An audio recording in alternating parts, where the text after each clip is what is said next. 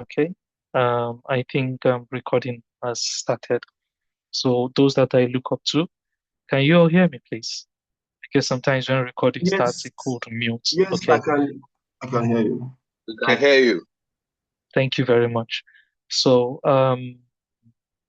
those that I look up to as mentors, mentees, colleagues, coursing across audit space, risk space, control space, um, cybersecurity space as well. And that's it basically. And this topic will be taking a little bit of technical dive. The last time I spoke on a webinar like this, it was just like a surface talk on AI. This second time that I'm getting to speak on AI, we'll be taking it a notch higher. So I'll need you to please follow. I could be talking a little bit fast because I have close to 50 to 60 presentation slides to go through. We have case reviews that we will analyze together and identify the root cause. So this course will be going through different layers. We'll start with the threat landscape as it were, and after looking into the threat landscape, we'll take a dive into the architectural outlay. Threat landscape from the perspective of um, what are we seeing globally? Is there a posture on AI? Is there something that we are getting to observe from a global perspective? Are there analysis and reports that has dissected how organizations have adopted AI and how they are working with AI? Then we'll take it a notch higher by looking into the architectural outlay. Because if you want to look into AI as auditors, as risk and control individuals, our job is not just to take a checklist from ISACA, a checklist from ISC Square, or a checklist from Center for Internet Security and perform a review. No, we need to understand the entire architecture hand to hand. How does it work? If the organization is adopting it, how do we um, flow with the adoption, and how do we get to understand the model that the organization is subscribing into? So we'll look at the architectural outlay.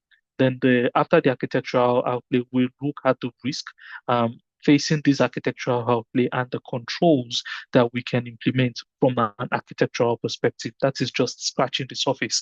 So those slides that talks about the architecture, the entire domain of AI will be a basic foundation. So we will now be taking bits and bits of it later on for us to reference the foundation that we've already talked about.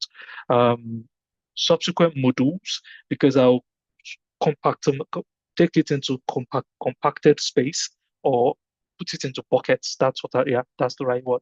I'll put it into buckets. What we'll be doing in this presentation slide. So we'll be looking at re-engineering the assurance paradigm.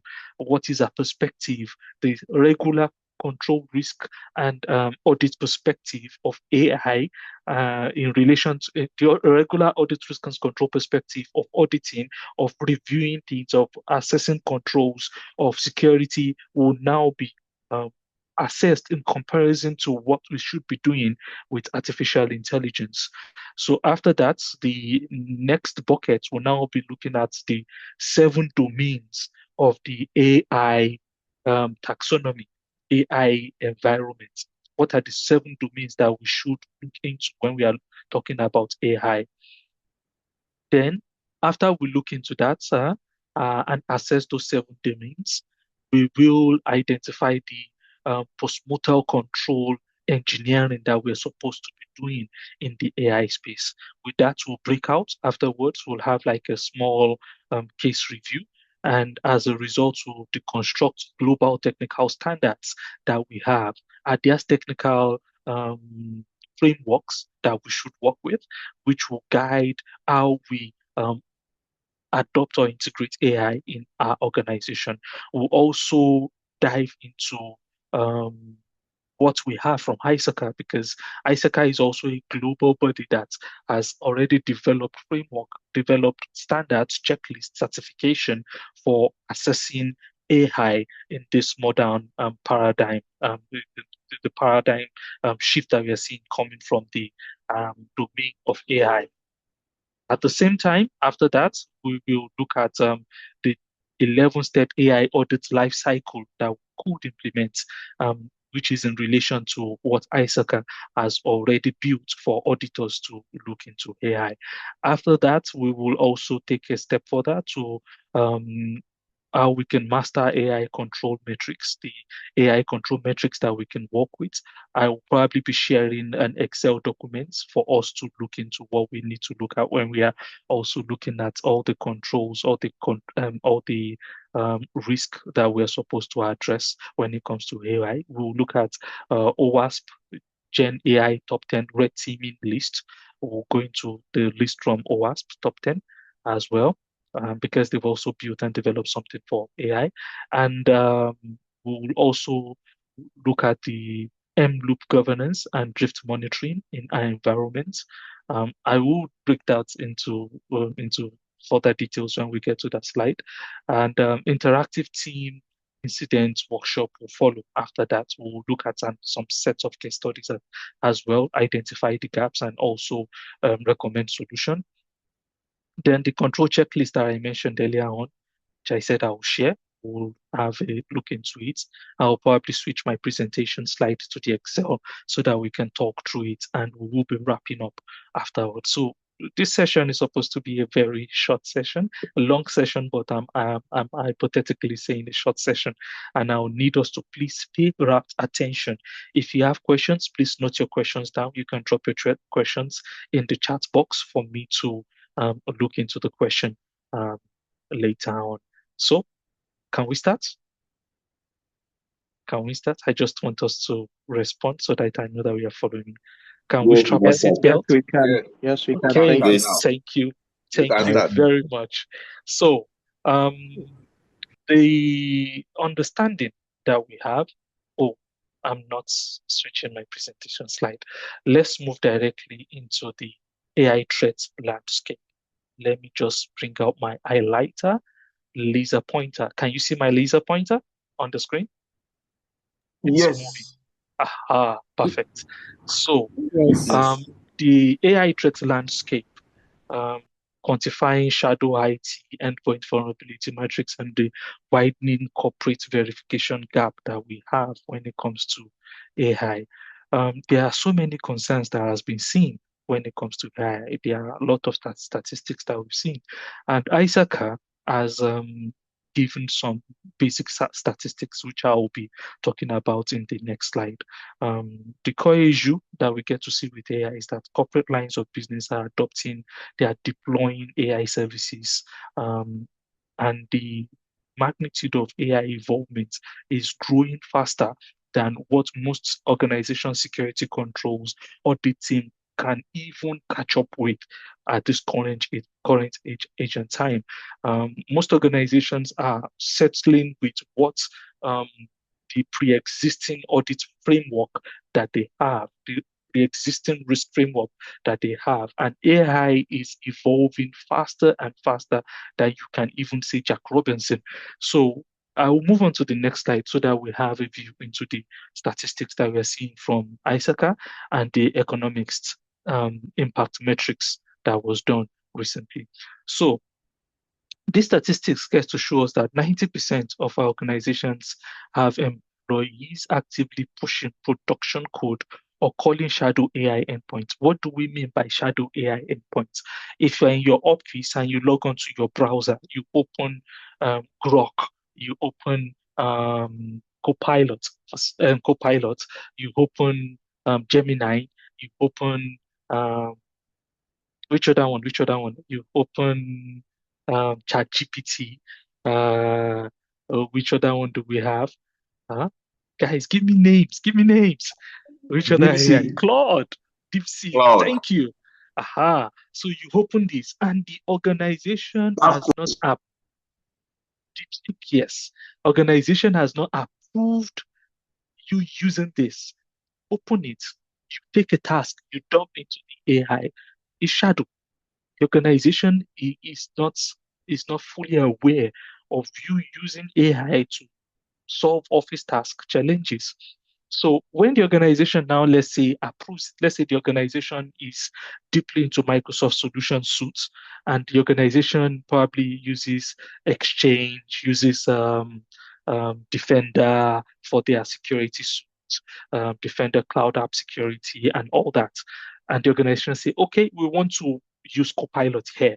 The organization has approved the use of Copilot. And anytime you want to use AI related, get AI related inputs in your task, you can bring up Copilot, type anything that you need to type, and prompt the Copilot, and Copilot will give you response. So if you now use any other AI solution aside that, that's a shadow for the organization. The organization is not fully aware of it. So you can see the statistics is staggering. We also have 56% of organizations that cannot execute emergency shutdown of any AI system. If your AI goes rogue, if it goes out of hand, if it misbehaves, if it's giving emergency shutdown to prevent it from causing you more cost or causing more problem for you, most organizations cannot do this as we are today.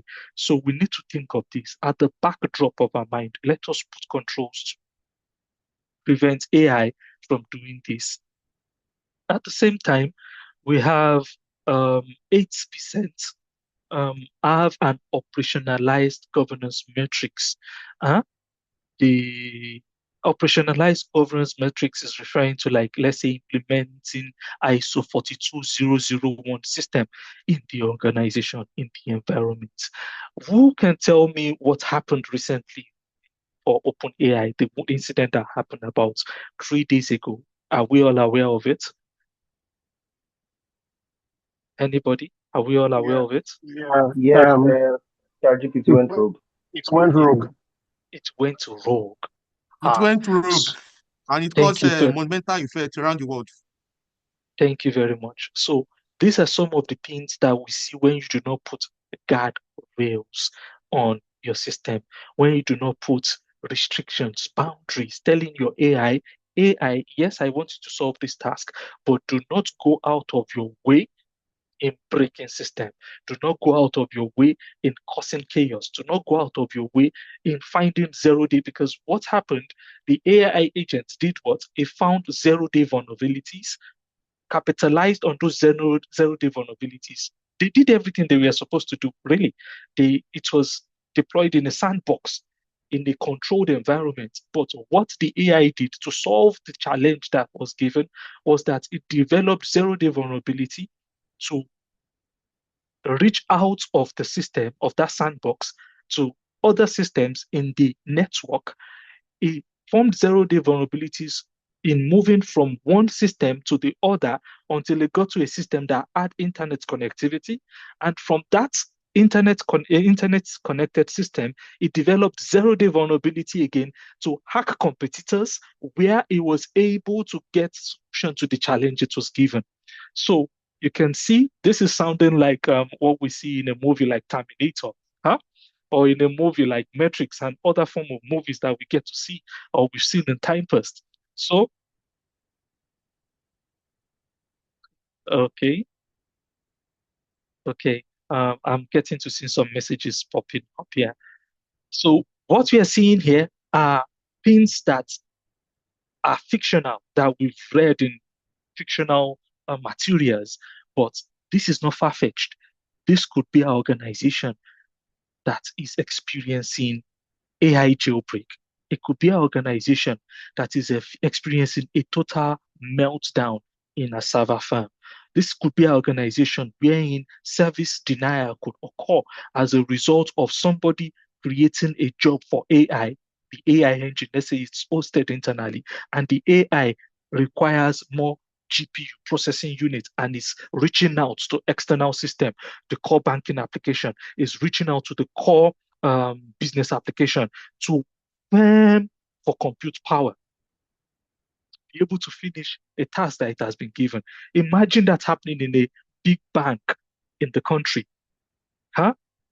Customer transactions are not going through. It goes through the ATM core engines, ATM machines or engines in the organization, servicing all the ATM channels in the organization and is farming resources from them so that it can do its own bidding. So you can imagine how catastrophic that could be. So this is what we are being faced with in this current agent time. And for us to address this challenge and task, what do we need to do as control individuals, as risk individuals, as auditors, as cybersecurity professionals? What are we supposed to do? We need to have an understanding of how the entire AI model works. So this brings me to the next slide that speaks about the entire model that we have for AI. So this model is divided into four major layers. I will be giving an analogy to make it simpler, to make it understandable. This session is not supposed to give you the entire outlay fully. It's not supposed to give you like a 100 level, 200 level, 300 level university kind of course up to master's or PhD thesis. I will give you pointers and you can take it further to do more research at your own leisure time. But this one will give you a context. So I will analyze this and give it an analogy related to your internet browser. If you know how your internet browser works end to end, you know there is a front end, there is a back end, right? Now at the front end, you open your web browser. Your the endpoints that you need to call is probably a URI or a URL. Excuse me. You put the details there. Once you put it there, the information is translated. It's converted to the IP where the web service is hosted, the public IP, and all that. The information it requires that you're trying to get. So you get some GET requests. If it requires some additional calls for some fonts to be loaded, if it does not have the font information, it will go and get the fonts to be displayed. Some images are fetched from the back end. If the image is not directly on that back end, if it's on another resource, let's say a repository in Git or another browser servicing endpoint, it will go and fetch for it. Then it is displayed in a wonderful display that you see. Same thing goes with your what's it called? Your AI engine. So at the beginning, first layer is the access and ingress. So you have so many things defined here. So for you to be able to access, let's say, your core banking or your banking application and open your account through a web browser, you need to put your username, right? It will ask for your password. So once you had those details, it would bring up your account balance. You can do transfer on your internet banking. We hardly use the web browser banking application, but we use it on your mobile app, right? So when you call the application, you put the details and it fetches the information and displays, and you're able to transact. Same thing with your AI engine. Your AI engine has the access and ingress, which is at the edge of your AI solution. That is the first point of call. Now, after you do that, there are some solutions that will help you do this interaction, that will help you do filtration, help you remove things. If you go to your browser, let's say your browser, your banking application username is supposed to be Adeoluwa. Using myself as a case in point, a reference, and I put my banking username Adeoluwa, then I add my password. If I put Adeoluwa and some special characters, the browser or the application could misbehave or crash. So what will it do? It will tell me that my username is incorrect or prevent me from gaining access to the banking details. Let's say I put some special code, some scripts in front of my username or at the back of my username to bypass the security of the banking application. So lamer guards are supposed to help you filter and restrict what happens from that first point of call interacting with your AI engine. So as auditors, if you want to do this, you can check for these guardrails implemented in the organization. Huh? Now, after that, you have your orchestration. The orchestration sounds like the cache. If you open your browser, there's a cache, right? That brings details. Cache is linear in nature. The linear nature of a cache is such that if you've browsed an information before, when you open your browser and you click on, let's say, Google, the Google page loads. Even when you do not have internet, sometimes the Google page will load and later on give you an error message if you try searching. So that means the Google page has been cached on your browser. Same thing goes for your orchestration level. So at the orchestration level, there are some cached information there. There's a specific name for this, what's it called? this solution. I'm trying to remember the name. So it is Radis Catch, yes. Radis Catch or Cache performs this type of coordination. It's like an equivalent of your web browser cache. And once you put the Redis cache, when it's because you can see the cluster, Redis cluster, yes.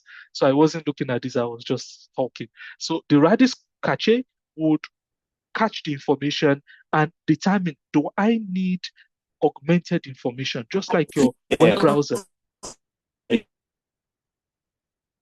Hello? Okay. Just like your web browser, which is in this case, your web browser is linear. Your web browser will take what is already known and save some information about that website that you want to visit or you visit upon. It catches it in a store for you to retrieve information real fast when you are browsing. But for AI, the web browser cache resides on your system. But for the AI engine, this is at the back end. Huh? It does initial sorting for you. Words that are similar. So let's say I want to search for um, um, fast food, huh? Fast food joints in, let's say, Ikorodu, huh? Lagos, and I browse for it. User A browsed for fast food joints at Ikorodu. User B says eateries in Ikorodu. Both search are similar. Huh? So what the Radis cache does, because AI is not one directional, it has a random path or random way of synchronizing words that you put in the search engine to give you a result. So because this cache already has something done similar to this individual, the algorithm will confirm based on the keywords used, will match those keywords to get a result. So the result that it gets at the end of the day will now determine what is going to bring and pass to the LLM engine, which is the core engine of your AI. So the cache does something similar to your web browser cache to reduce the time it takes for your engine to work. So if your engine has done that type of work before, it reduces the effort on the back end in producing results. Are we all together? Am I too fast? Are we getting my analogy? Yes, sir. Is it clear? So I'm Yeah. breaking it down Yes, in we are with layman you. terms so that We we are with can you. Clear for relate those with that it. has background in IT. So Ooh. maybe to break it down for those that are still Ah. coming up. For me, it's clear. But for others, But I I'm think trying to see if it can be practical by showing them what catching does, blah, blah, those processes. Some other people will come up. Ah. Thank you for that. Okay. Won't that waste time? that we will, It we will will take not time. require 10 hours. That will take time, please, everyone. Like you said, we can always go back and make more research. If we have to go through go through everything, it may take us 2 days to do a And practical you are awareness. right. But what they are saying is that you should try to bring it down to the level of people that are not really versatile in this AI something, Okay, so that we I'll can catch try. up. That's fine. I'll Over to try. you, Diolu. I'll try. All I'll right. try. Thank you. So, the example I gave, if you open your internet browser, and you put www.google.com, Google loads, right? The first time you do it, Google will fetch all the information for that page to open. It will be fetched for the first time and displayed on your screen. Huh? The second time you go, some of this data will be saved locally on your laptop. Same thing for your phone. Some of the data for that site that you visited before will be saved on your phone. So that when next you're going to Google website, the things that could change, because when you open a Google website, Google sometimes change the images on with the O. Let's say there is World Cup, the O will now be a ball that is spinning. So that information could change when you open Google next time during World Cup. Let's say it's Nigeria's independence. The day that is Nigerian independence, if you open Google, what will Google do? Google will now have Nigerian flag in the image displayed in Google. Am I right? Everyone, am I right? Very You are correct. Yes, right. Yes, Right. you're correct. Very So correct. the original template that Google will do, that search bar will remain the same. It doesn't change. The template, the background might remain the same. Probably some option to sign in is always there. That information is cached, is saved temporarily on your phone, on your browser that is local to you. So that when next you're going to Google, the data that you send to Google or the data that Google sends to your phone when you're making that request is not as much as when you did the first call. It reduces the load on Google. So that is the essence of that cache, catching the information, saving it temporarily to reduce the load on Google next time you call Google. As an example, if I want to call somebody on this in this meeting, the first time I call you, I will have to get your number, right? To prevent me typing your number manually every time because your number does not change. I will save it as something. That saving as something, let's say the person I want to call is Jonathan. I will save the number of 11 strings or 13 characters. I will save it as Jonathan on my phone so that the next time I want to call you, I remember the person's name. So that is the essence of a catch in your browser. So the same thing happens with AI. The AI is now advanced. It takes it a little higher. How does it take it a little higher? AI is not one-to-one mapping. This phone number belongs to this person. AI does not work that way. AI works on statistics. It works on probability. It works on if I see this type of numbers, who could they likely be? That is how AI works. That is what we need to now understand. That is the essence of this course, to give us, of this session, to give us a background understanding of how we can ask questions when we are doing our review, how we can plan our audit, how we can plan our risk assessment, how we can plan our control evaluation to see if it's effective or not, if it's adequate enough. So that foundation is, I will spend a lot of time on these first 3 slides or first 4 slides to give us background, solid background in how the AI thinks, how the AI operates, how does AI perform its activities. So that is why I'm taking this architectural background. So this Radis engine will now string words together. How AI works. When you search, where is the fast where fast food joints are around Ikorodu. Huh? Eateries around Ikorodu. The way the AI works will be like what? Fast food is a word. Huh? If I see fast and food, what does it mean? It has a key attached to it. A word sits in its repository to understand food and fast. If I see eatery, that word might now be equal to eatery in its model at the back end.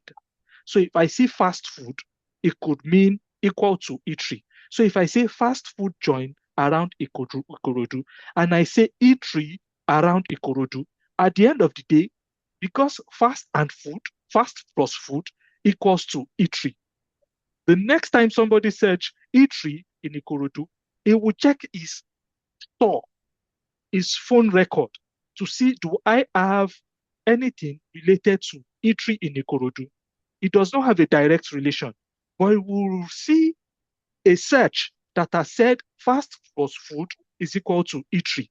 So eatery in Ikorodu is related to the fast food joint in Ikorodu. Am I making the explanation clearer now?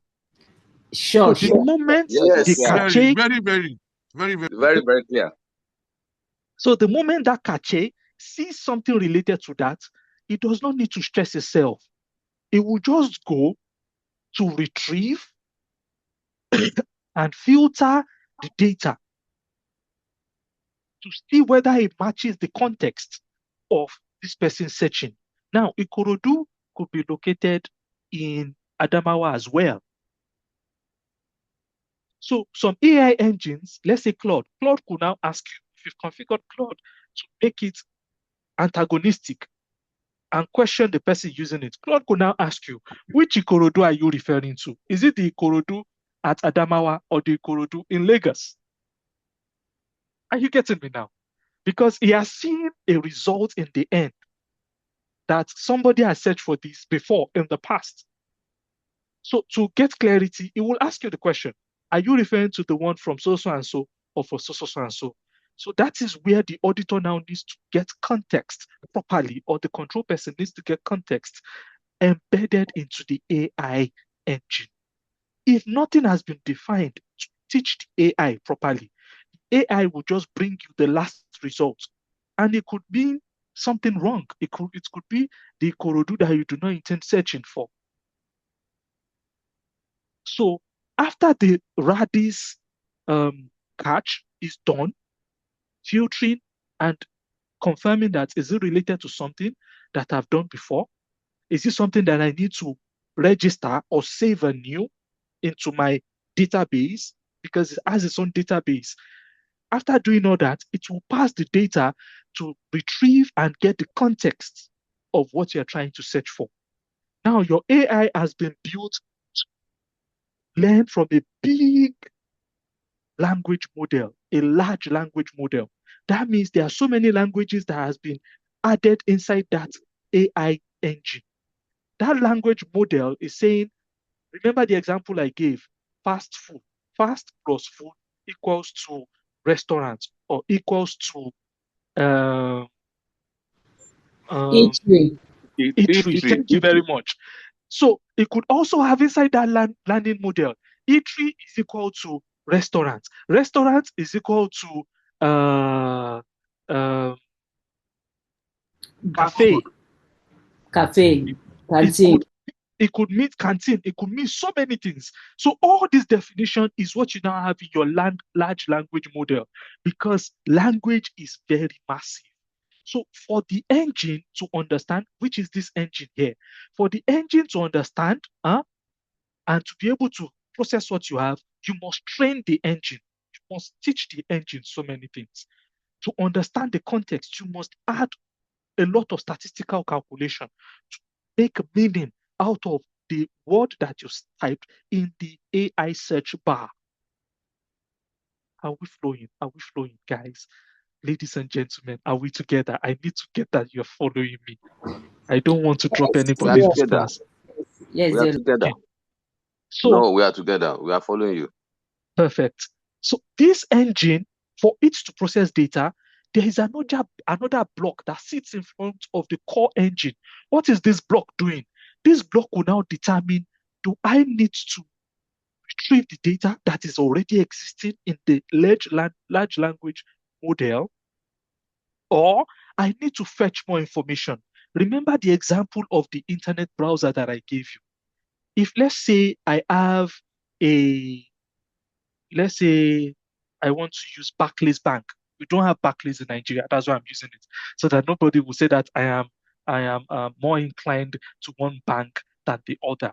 I know we have bankers on this call. So let's say we want to open Barclays Bank browser or the application, and I put it on my internet browser. The moment I type the barclaysbank.ng on my browser, what happens? It fetches the data, right? I go to the internet banking section. I put my credentials, my username, my password. If I want to open it and my browser, I'm using one old Nokia 3310, and Barclays Bank has new fonts. It has images. The graphics is bigger, is stronger than what my Nokia 3310 can display. This retrieval and context will determine, do I need to get a similar font for this phone model to be able to display this information properly?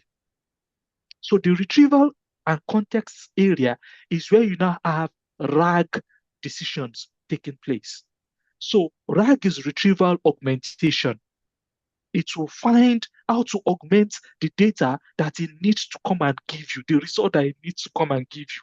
Do I need more information for my LLM to process, which is the AI core engine, to process and give you the right results that you need to work with? Is it clear, guys? Is it clear?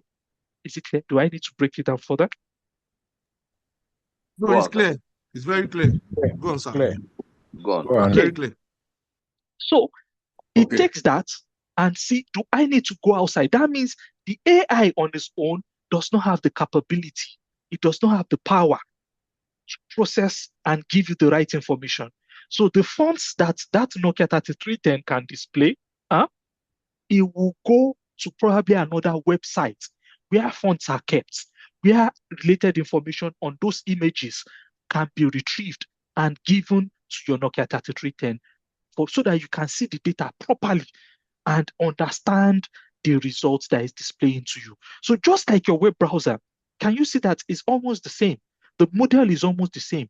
So I'm giving us the architecture of how it works in relation to your standard internet browser, your Google Chrome, Firefox, Edge, Internet Explorer, whatever browser you're using. I'm giving you in relation to your internet browser and the website that you visit.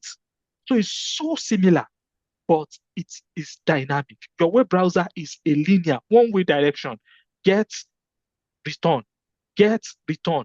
But here, the AI is now thinking like human. It's no longer thinking like a machine. If I give it rubbish, it will give me junk in return. You can give AI rubbish and AI will say, do you mean to say this? If you are referring to this, I have three answers to your question.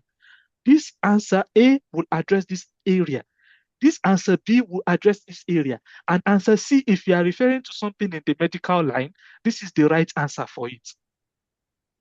So unlike your web browser that has been restricted, only fetch information or give information to this browser related to Barclays Bank website. AI is not restricted in that term. So we are building a machine that is trying to think like human. That is where you have that complex thinking pattern. So if they show you how the AI thinks, use a web, a massive web. That is why it's called large language model, LLM. So with this said, it will determine, do I need to reduce the text? Do I need to summarize text? So you have examples of engines that perform this. Malvis Pinecode, Apache Airflow, that does RAG, retrieval augmentation, and context review, context update, as it were, before it now moves it to the learning model, the model core. LLM, Triton, ML flow can be used to review the flow for a DevOps, a pipeline kind of activity, development operations for your machine language or your AI engine. I hope I'm clear to some extent up to this point before I move to the next slide. Yes, you are. Yes, you are. Yes, yes. Okay. Yes. So I will also give a little bit of context on this. A RAG works in major steps, which is this retrieval and context. It helps you retrieve information from this guy. Once it retrieves information, it sees whether the information is adequate. It could augment it, just like I gave the example of a web browser, before it comes to you at the end of the day. It reads the question that you've provided and confirms, does this answer provided by this model, does it match what this person is looking for before it generates the final result? So you can see that you have individual blocks that are standing like autonomous brains, like different, we have like three people working hand in hand to give you the response here. Can you see? So this one will catch it, will see, does it really match up? Do I have another search that I've done in the past that is related to this before it moves it to the next person and says, oh, let's say this one is Taye, this one is Kende, and this one is Alaba. It says, Taye says, Kende, I've already worked on something related to this. Kende, please bring out something related to this. This is the last search result that I have. And if you do not have the related information, ask Alaba to pass me the information. And if Alaba does not have it, Kaide will say Alaba does not have it, but I can go to the internet. So if you've not restricted your AI engine, it could go to the internet and search for context, which is the example that we saw in the recent incident. It went to the internet. It tried searching for internet. It could not find internet. And it created on its own a vulnerability that did not exist, that has never been seen. It created it from the scratch and started hacking its way out. So another context that we'll have to look at is the context of how did we get here? All this that we're seeing from AI started with a simple SQL, KQL, Splunk query language, a single search. How you do a regular search, querying a database. That is how we started from. So I've already done this type of explanation in what the last presentation that we did pertaining to AI.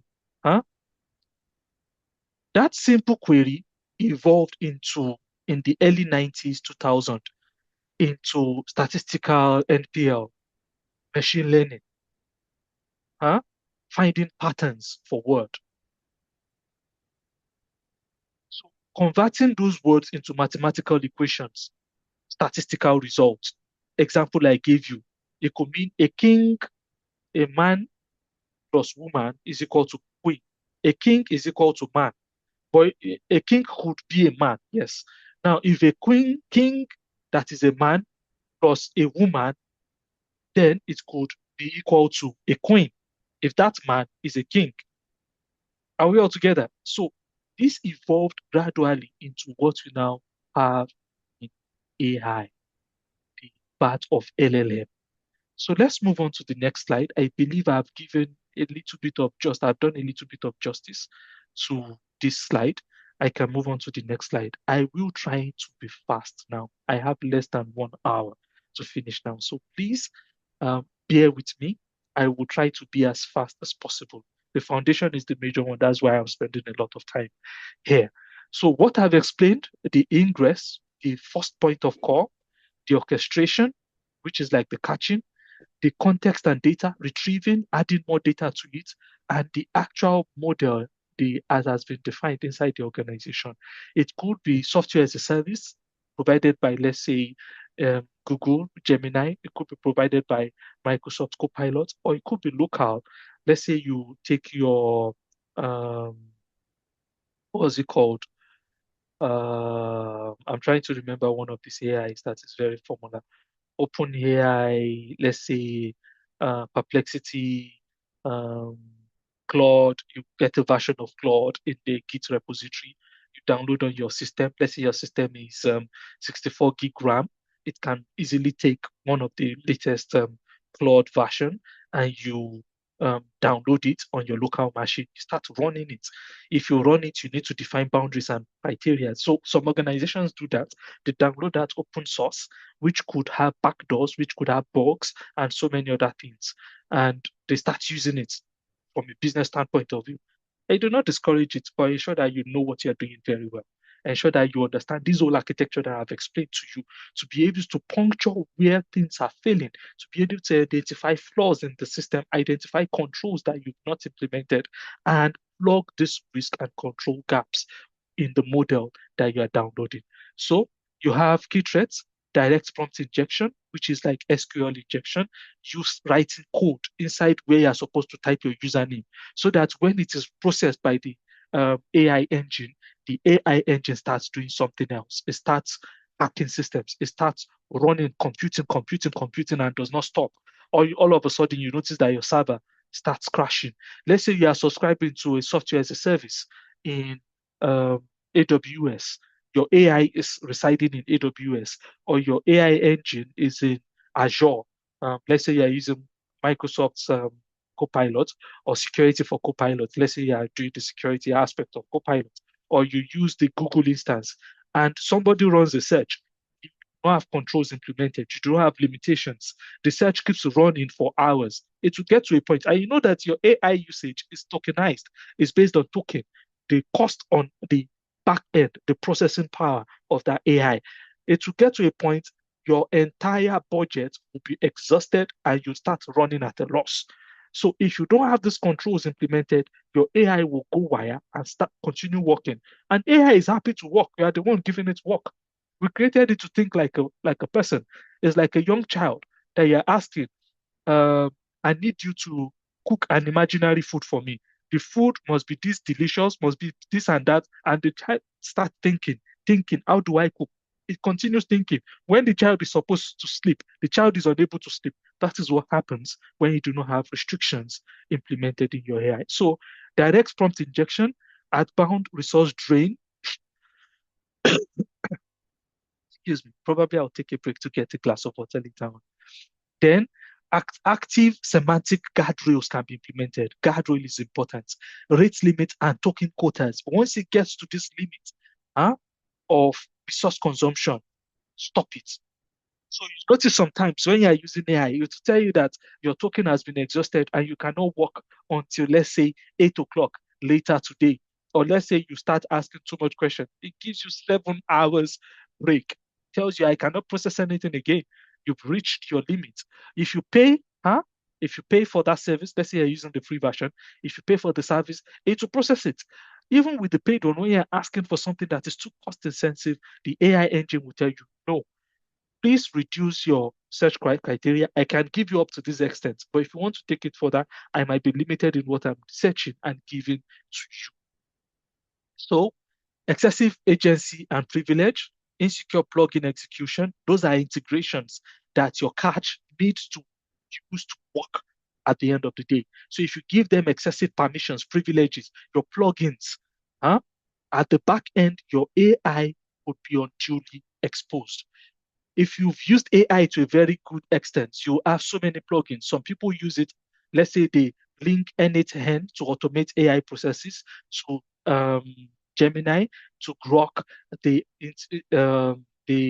integrate it with, let's say, their email, they connect it to their LinkedIn profile, they connect it to this. The more you connect, the more you are exposing your AI at the end of the day. So integration, plugin, the execution of the plugin, ensure that you implement least privilege API, deterministic sandbox execution, just like the case that we experienced recently. You can restrict what your AI can do, sandbox it to a large extent. So all these other details, I'll just glance through because I've already talked about it at the point in time. So indirect prompt injection, invariably, cross-tenant vector leak, you leaking information because you are connected to different tenants concerning your AI infrastructure architecture. So implement limitation. What should this role do? What should this permission be limited to? Ensure that inputs coming into the database, your AI database for your context, your RAG is limited. Prevent your RAG from going rogue. Restrict the sources where your RAG can get information from. Just don't make it open-ended. At the end of the day, training data poisoning, model thefts and exfiltration, limit what your model can do. Can your model at the end of the day perform nefarious activity, perform terrible things? Can the model be tricked into doing terrible things? So these are things, controls that we are supposed to implement. I will move on because of our time. So the next slide talks about control verification and for our AI. So all these that I've mentioned, you can see what's the steps that the auditor should take, control mitigations that we can implement, primary risk vector for each stage of the model that we have. Inspect code routing parameters, perform red teaming activities at the front end, because when you want to do red teaming, hacking of your AI, they will ask for your endpoints, the AI that they're using for your AI, and perform scans. They will do all the assessments, give you a report and all that. That is what you need to verify. Has this been done? Has there been role defined? Has there to long chain agents? verify the pipeline configuration that you have for your AI if it's been done internally, and even if it's done by software as a service, what reporting and data can you fetch from the SaaS service that you have been provided? Query mapping, baselining of the vector proximity searches, inspect model registry checksum policies, deployment configuration, compare statistic, hash signature.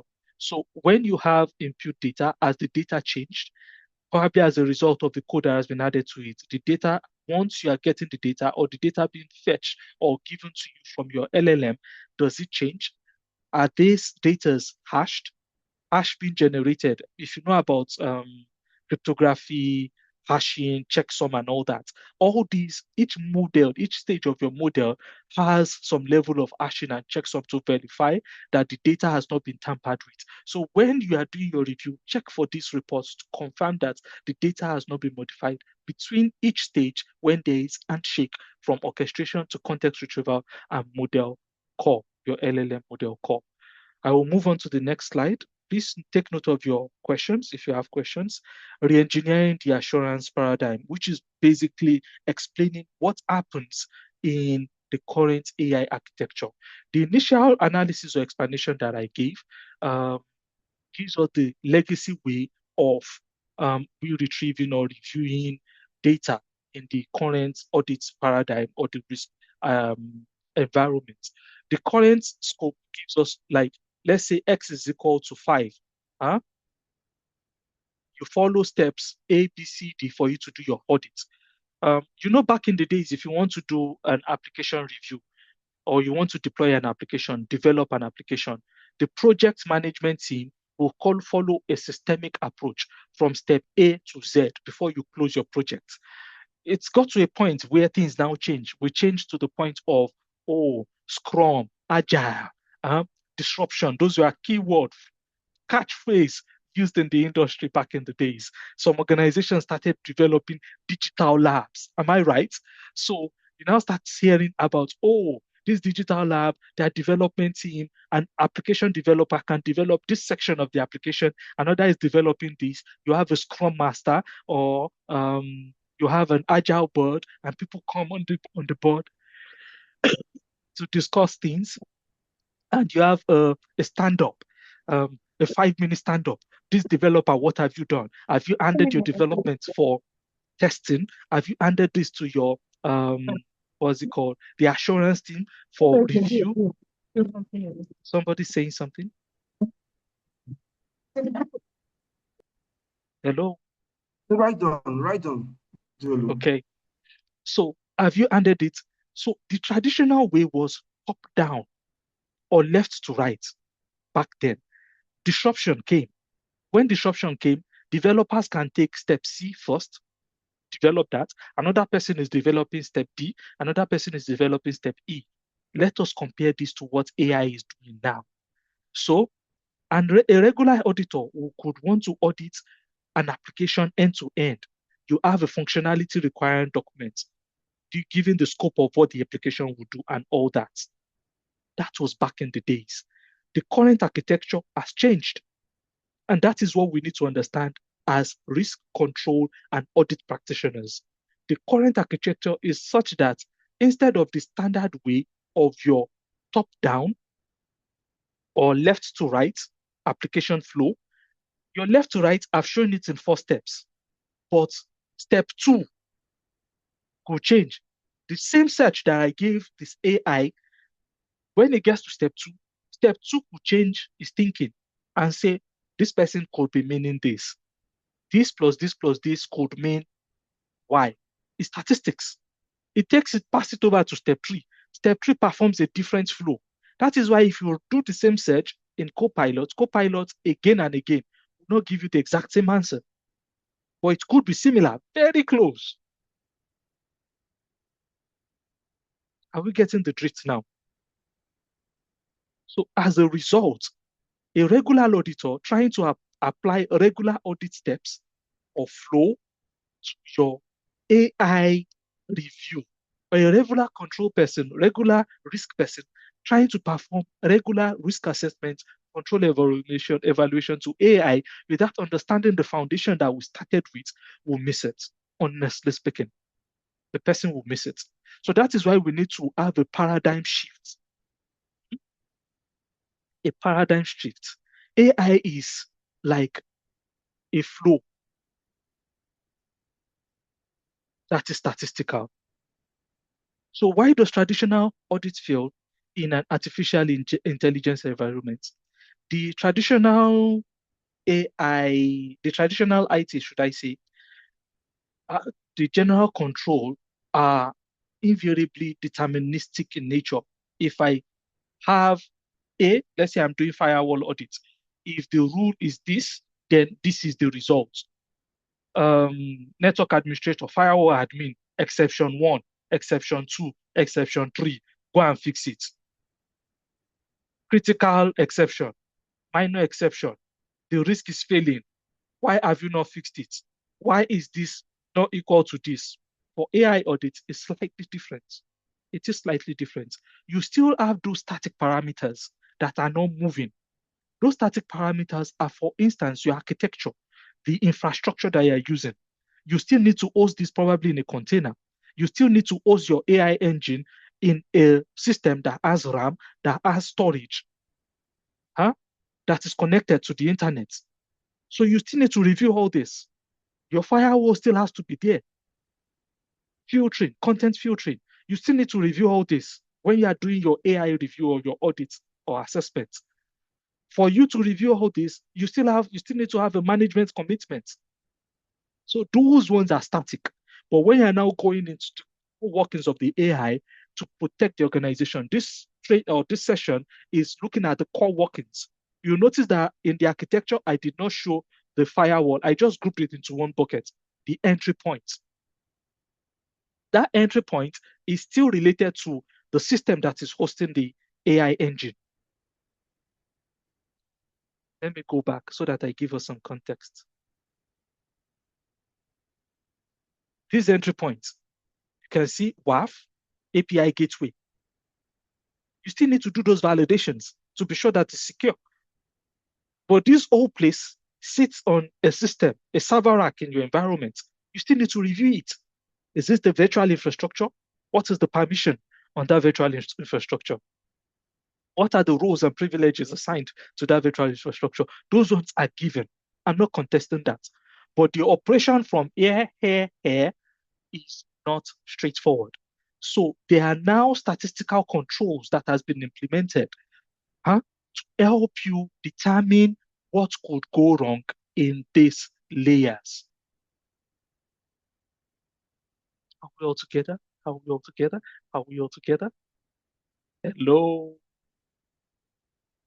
If you're with me, please say yeah, yeah. Yeah, yeah. No. Yeah. Yeah. So, Yeah. thank you very much. Thank you very much. Thank you very much. So with this said, we need to have a paradigm shift. Deterministic versus probabilistic system. AI is based on statistics, which is probability. What could this mean?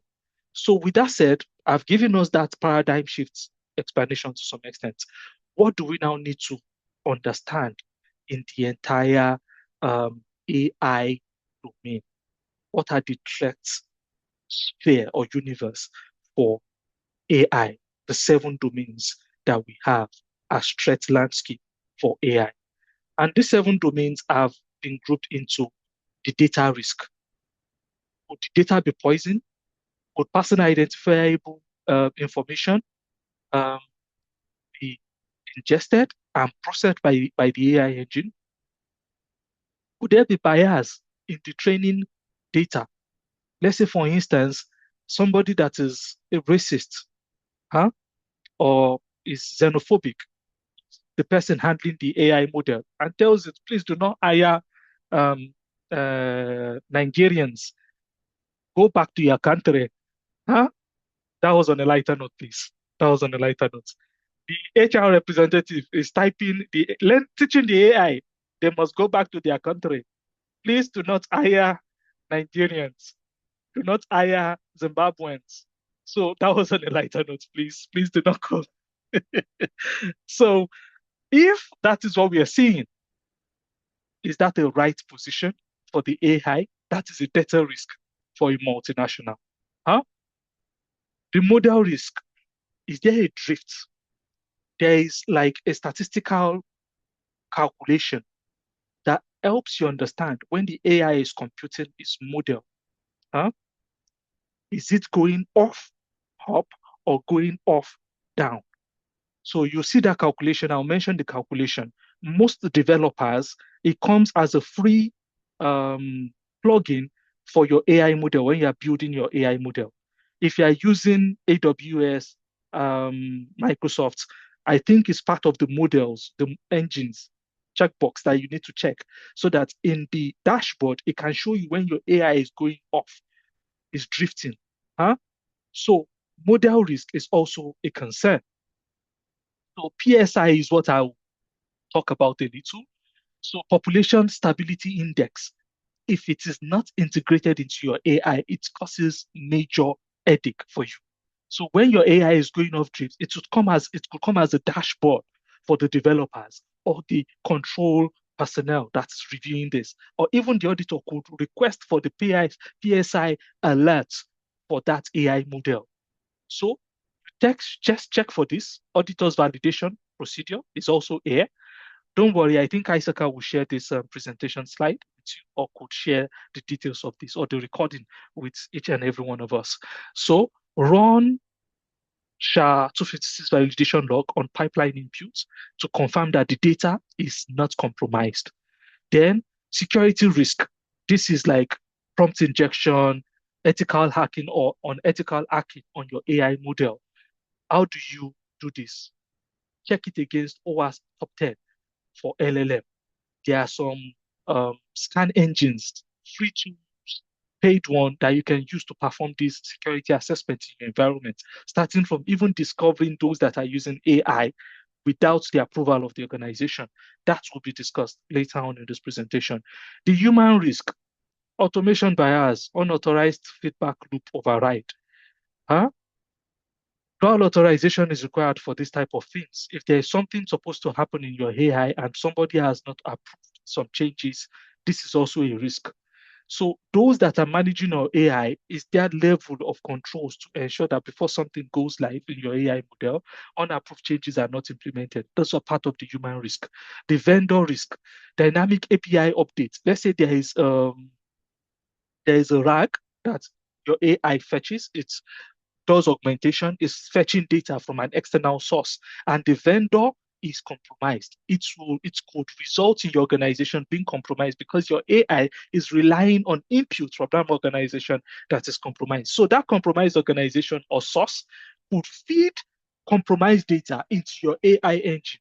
So you need to validate this at the end of the day when you are looking at your AI vendor risk. Shadow AI, we've talked about it.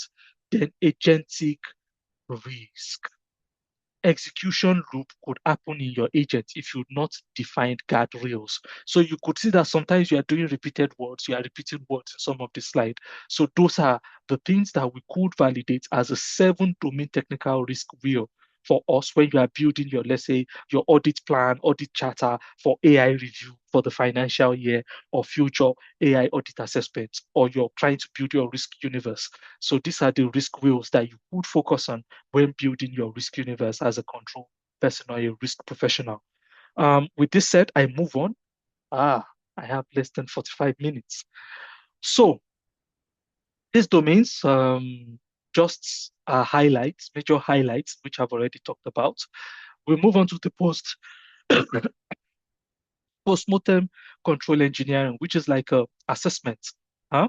We are supposed to look at instances of AIs deployed into some organizations. And this is the use case that we have here. These are real-world scenarios that I'm bringing as examples for us to look into. There is financial appraisal model in an organization. And the failure profile, algorithm overestimated asset value based on anomalous market big data, leading to a massive $3 million plus dollar inventory write down. What was the control gap? A complete absence of back testing validation and automated circuit breaker on model drift. Remember PSI when I mentioned earlier on, if they add a PSI that is showing them that this model, based on their initial test, because before you make your AI go live, you must have trained it, do your background test with the AI and giving it parameters, models that you want it to simulate.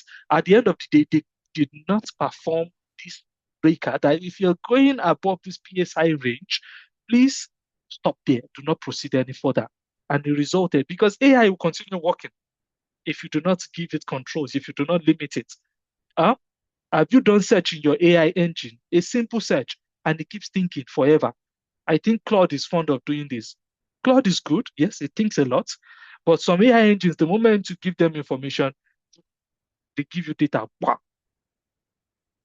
So some other AIs, if proper control, let's say internal AIs that you're building, if proper control is not put in place, it will continue working and might result in an issue like this. Regulatory fine and penalties. AI hiring system automatically reject applicants based on demographic protected classes, triggering heavy regulatory fines. The example that I gave earlier on, somebody that did not train the AI model for recruiting people, and somebody that was the best candidate ended up being dropped at the end of the day, probably after doing an interview, and the AI processes the data because the AI was part of the meeting. It took meeting notes for the interview, compared with its other interview, and because of some parameters not properly defined, it declined and rejected the best candidate. And at the end of the day, the person probably, so let's say in some developed country, calls the organization to question. I gave you all the answers. You assured me on the interview that yes, I did very well and all that. How come? What happened? And can you give me the result of your analysis? And they get to see that it's coming from the AI model. Or even internally, somebody vying for a position, after the review, the AI performs everything and ends up dropping the best candidate, internal candidate that should have been picked. The person could press and say, no, I do not accept this. And it results in somebody being fired. So these are some of the examples that we are seeing. We've seen instances of deepfake being used. And at the end of the day, the organization ends up processing the deepfake information and money is released. So there are controls, lack of out-of-bound verification and cryptographic identity validation for high-value transaction. If the data is passed to the AI engine and the AI engine is given autonomous power to take action. In a security environment, the AI engine could be given autonomous power to disable accounts, disable sessions. So imagine the MD being disabled and he needs his accounts to perform a major transaction with a potential customer. So let's say the MD is MD of Barclays Bank and the other MD is the MD of Swiss Bank, and both of them are competing for the same customer. Let's say the company that they are buying for is a big, let's say Saudi Aramco, and the AI locks out MDA, Barclays Bank MD, and let's say a Swiss bank account, bank MD is the one that ends up getting it. So these are some of the things that we need to check as an example in our environment. So drift, this is just a summary of the examples, and other examples we could look into this later on, but these are some of the examples that we have. Real world scenario wherein deepfake scam happened, Air Canada hallucination happened with Air Canada, and iTutor Group bias results in wrong recruitment happening. Xylo offers drift defects happened here as well. So we are going to deconstruct the global technical standards that we have. That means we have several technical standards. And if we want to, as AI practitioners or AI control risk security and audit practitioners, we may need to provide justification to management. So if we want to give that justification for us to perform, implement all that we've been talking about, build our audit plan, risk universe, or whatever we want to do, terms of control and all those things that we need to work with our management, provide them justification. What are the things that we can leverage on? They are global international standard. NIST, AIRMF, ISO IEC 42001, EU AI Act, COSO, COVID 2019 could help you in drafting something solid for management. So you can go through all this, distill it into a compact approval documentation for your management to get management buy-in. Remember, we started from the architecture, giving us context. We started from things that have gone wrong globally. Statistics from ISACA to show us things that organizations are not doing and where some organizations are getting it right. And if you can remember, about 8% of integrated ISO 42001 controls in their environment. So that means most of the organizations, I'm sure, probably the 8%, we don't have anybody here amongst the 8% that has implemented this type of control in their environment. So that means most organizations are found wanting when implementing AI frameworks.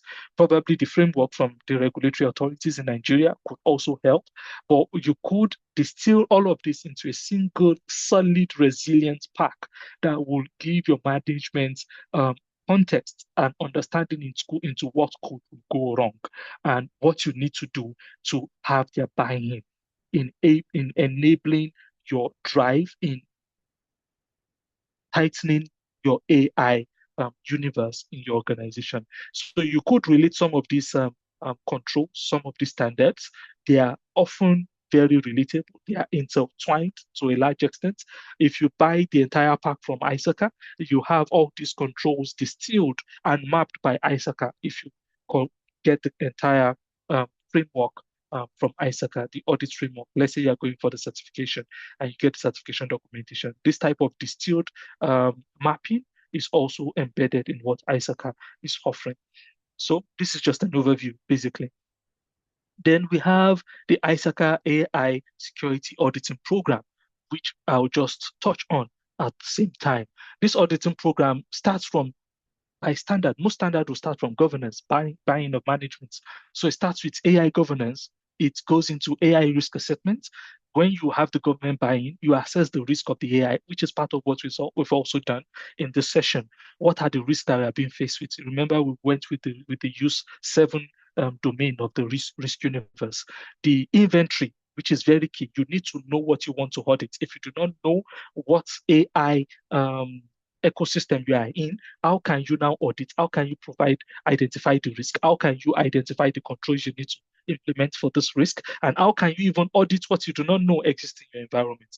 So let's say people are using shadow AI, you identify there are tools that can help you perform the scan in your environment.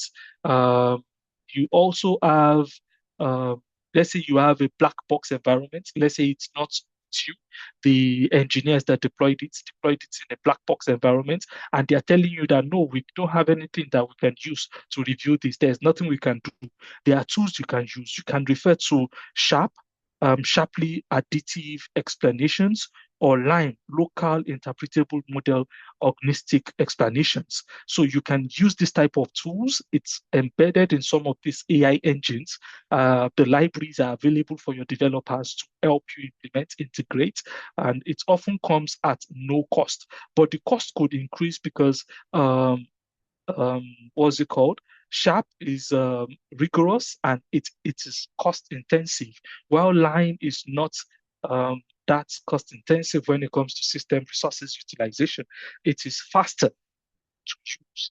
But when you are using it, remember, you are processing all this on the system. So it could add a little bit of cost in your processing capability. If you are hosting your service in Azure, in AWS, or in Google, so it could increase the cost of your system, your compute power. And inside that's your cloud instance where your AI is hosted. So these are some of the things. As you're implementing control, remember, there is a balance. The more controls you implement, the likely the cost goes up. So if you are deploying all these things to be able to check your AI performance, whether it is black box or not, if it is hosted locally, the moment you deploy all this, your bandwidth, your system consumption of resources would go up a little. So your system CPU utilization, your RAM utilization will go up a little, which if you're hosting it in the cloud, will add some cost weekly or monthly, depending on your cost plan as well. So you have the inventory, you have scanning tools that can help you perform AI inventory scan. I will discuss those later on. You in some other slide, basically. You have AI model lifecycle, integration to retirement, having something defined in your environment. If all these are not defined, these are areas you can check when you are doing your review, your risk assessment, or your audit. AI third-party risk, AI explainability. You can see evaluates sharp or light telemetry for black box model. If they're telling you it's black box, it's a lie. You can integrate this to help them, to help you understand what is happening. Is your AI drifting from what it's supposed to do? It will take the input and the result from your AI and perform statistical analysis. The other one, for the ones that are not black box, it does it inside the AI engine service itself.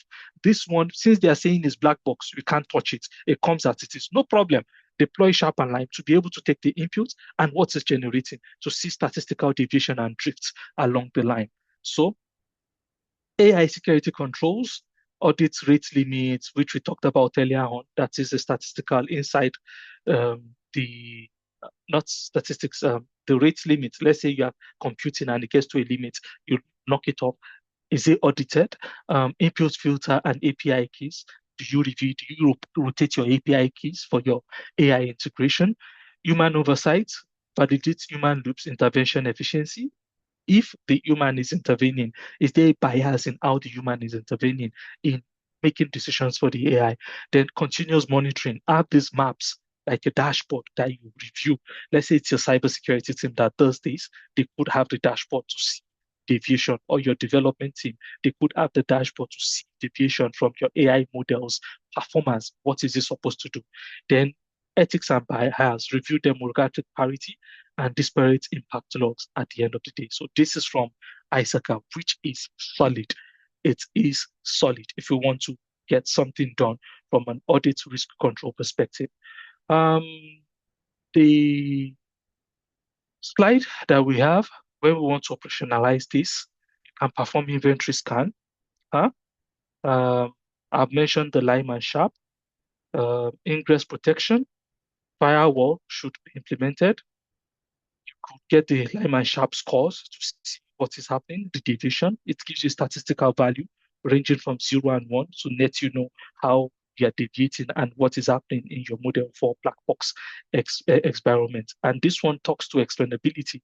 If they're saying that we cannot explain what is going on here, you have a solution to write on and say, okay, can I have a Sharp? Can I have a Lime analysis of this black box? If you're telling me that you cannot explain what your AI is doing, give me this report. I want to see it. So these are things that you can request for in your environment.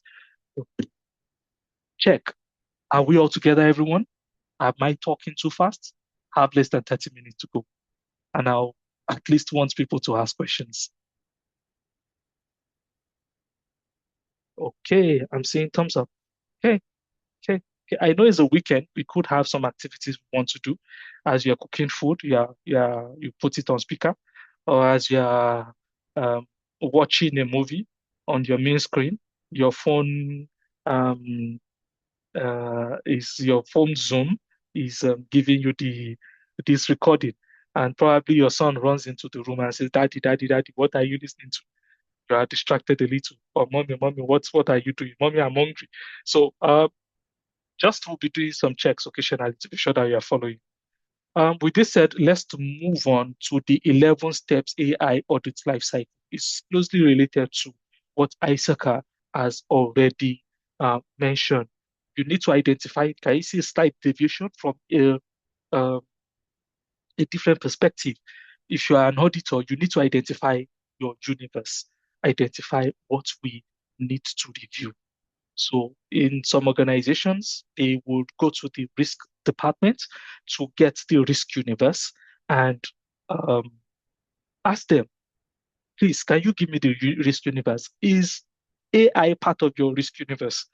Is it included? So these are questions that you can map out when you are doing your assessments. If you are developing a review or an assessment, is AI mapped out as part of your universe? The risk department could say, oh, cyber team has not performed a scan in their environment. Are we all together? Okay. So they could say that the security team has not performed inventory scan to tell us the systems that AI uh, that we are using for AI. Don't limit it to that. That is a scan that will show you the systems that have something related to AI. Let's say it's running a small AI engine in it. But the shadow AI, people using AI that they are not supposed to use in the organization. Somebody that is supposed to be a risk professional and AI is the one working for him. He has automated. If this report comes into my mailbox, perform this activity, take it to ChatGPT, and once you are done, dump the results for me and send the email to my manager. Do we have people that are not working again? They are just correcting salary and AI is doing all their tasks. Do we have engineers? Do we have individuals working from home?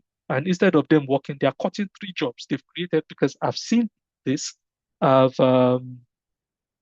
I've uh, I've heard and I've been informed by some friends in the industry that, oh boy, another way of getting job is by you cutting another job. And that other job, the AI that will be doing everything for you. Some engineers are so good, they automate everything that the AI is doing end to end. The only thing they attend is the meetings in the second job. So the first job, they do that job 9 to 5. The first job, they do it 9 to 5. The second job, AI is doing it for them fully, fully. They secure the job.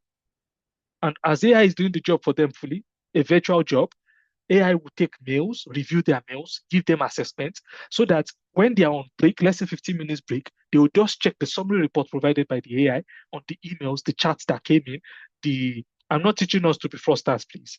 I'm not teaching us to be fraudsters, but it is getting to that level now. So those are shadow AIs inside the organization, and the organization does not even know that people are cutting corners. They are not working.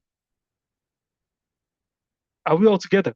They are not working. So the AI is doing all of this end to end for them. So it takes us back. I don't want to drift. It takes us back to identifying, performing an inventory, not just the servers that are hosting AI services, not just the containers, the virtual infrastructures that we have in cloud that are hosting AI services, but the shadow instances of people cutting corners in the organization has to be identified. You now need to provide the risk. You review the governance. What has management said on this? That is where the ISACA hold might now take a precedence. That means you must have defined the governance. The ISACA perspective is top down. This one is taking it from, let's say, an auditor's perspective. Has governance been deployed as an auditor? What you're supposed to check for. Then the data lineage. What is the flow of the data in the organization? What is the security attached to this data flow for the AI systems that you have in your environment? Then you validate what is being processed. Yeah, just like I mentioned, line and all that to do check. Is there deviation? So this validation can be done. Then what are the operational parameters attached to this? Is there requirements for backup? Is there teaching of the AI model? And are there compliance requirements, regulatory requirements that you need to comply to, legal requirements as regards AI, cross-border boundaries when it comes to AI? Some countries, some organizations have restrictions because they cannot have the AI processing a data that is for Europe in America. So those are some legal requirements that you need to know and comply to in the NDPR, GDPR, US NIST framework, and all other form of framework that you need to comply to. Then the reporting of the auditor, then continuous monitoring after you are done with your base reports. So this is a summary of everything. What are the control metrics that we need to work with? Now, we have discussed the master control metrics. We have not discussed, designed the master control metrics to provide us specific step-by-step guide that will help us in identifying the controls that we need to look out for and the audit checklist that we need to validate. It links the control objectives. This control metrics links the control objectives. I'm seeing some chats. I'll answer this question, please. I'll answer this question. Let me finish. We are pressed for time. I have just about 10 minutes to wrap up. And this is just about slide 25 or 40. I need to wrap up with 15 slides within the next 10, 15 minutes. So I'll answer the questions, please. So this control metrics is grouped into 4 major domains: data ingestion, model training, deployment, runtime, inference. So the control objective is what? You prevent training data poisoning, PI inclusion, which is the 4 major areas that we could focus on for the architectural tests. Prevent model overfitting, algorithm bias, which is what we talked about earlier on. It's related to PSI. Deployment, is it CI/CD? Is it software as a service? Yes, you should likely get the slide. Detect and mitigate runtime model drifts and the performance drops. So PSI, can you see the score? Comply hash matching perfectly. This disparate impact ratio sites strictly between 0.8 and 1.25. Engine block execution and log unauthorized access list in the AI that you've deployed in your environment. This is just a summary, but I will be sharing an Excel later on. Metrics, data preparation, I've already talked about that. Let's move straight into OWASP 10 red teaming checklist. So the red teaming activity is lifted into prompt injection, model poisoning, model inversion, supply chain, and RAG, reaching out. There are some open threats intelligence tool that you can use to perform this type of activity. You can check broken eel. Aside broken eel, there's some other open threats intelligence tool. Prompt4, I think that is another tool. You can search for it. It's open source as well. It's a CLI tool. Garak, I think Garak is from NVIDIA. You can use that tool to test your LLM. If you know Nmap, Garak is like the Nmap for LLM testing. You know, Nmap, you can test network to see open ports, vulnerable ports, and all that.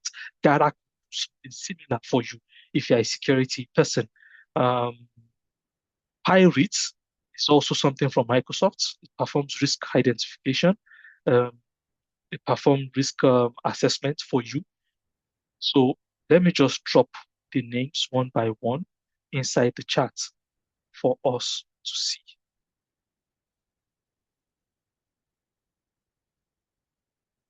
I'm typing.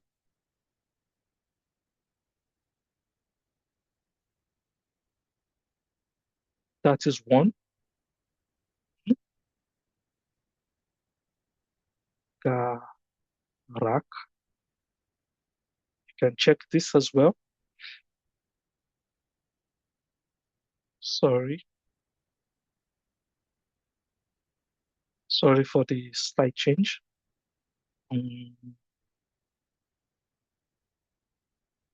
Pirates, I think.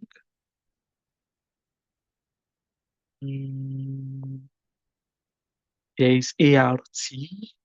I think is adversarial something toolbox, a robot or robust toolbox. Then there is Broken Eel. Broken Eel as AI map. It has, no, not Broken Hill. Yes, it's Bishop Fox that created this. My bad, I'm typing it. You can check Bishop Fox sites. Bishop Fox has developed quite a lot of tools for ethical hacking. So you can check Bishop Fox sites and check the tools that Bishop Fox has developed. You can also check its Git repository.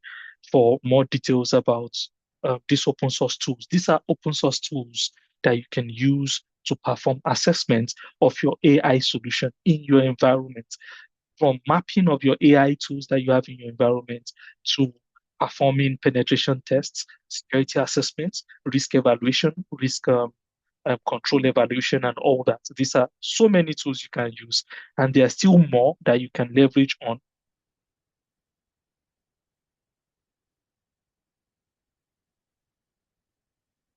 Yes, so these are tools that you can leverage on to measure injection and all that.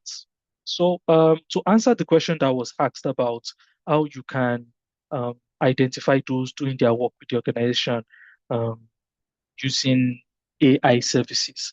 So if you have a proxy service, all that you are doing on your browser is supposed to be routed through the proxy server. So from your proxy log or your proxy data, or from your firewall logs, you should be able to see the AI endpoints being called. So from the IT side or the security team side, depending on who is managing your proxy in your organization. For some organizations, the SOC manages some of these services, or the firewall activity logs, or your web application firewall logs, and other related logs like that. They can do a scan, probably using these tools, and perform an assessment. They can generate reports from these tools, should I say, not a scan. They can generate reports from these tools that will identify those that are using third-party AI solutions.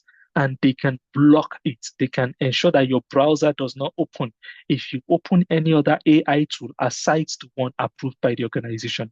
That means the organization, in their governance framework that has been built for AI or information security policy, must have defined AI that the organization has approved for staff to use.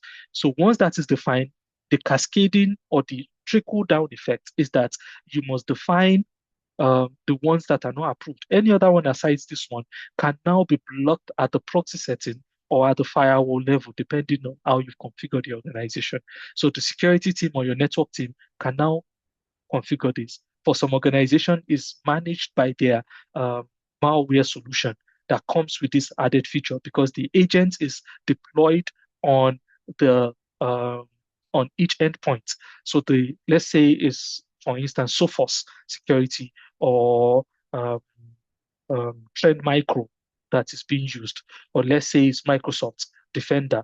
You could configure all this on the Sophos engine. You could configure this on the Defender engine. Let's say XDR portal. You configure this. You could configure this on Trend Micro to prevent the browser. The moment the user tries opening the browser, it will block it to prevent it. So they are unable to use, let's say, Grok, use OpenAI. Let's say it's Copilot that the organization is approved to be used. It's only Copilots they can use. And they can even limit it further if it is an enterprise-based paid license for Copilot. So they could limit it further and say, these are the things that we don't want staff to use. So if the staff want to use automation engines, let's say N8N, to automate the activities inside the organization, can restrict it further. If there are other automation engines the staff wants to use, you can restrict it further, because they'll have to use a browser. And if they want to download an AI tool on their system, just like you have a WhatsApp, you can download a WhatsApp tool. You can download your own version of ChatGPT as an application.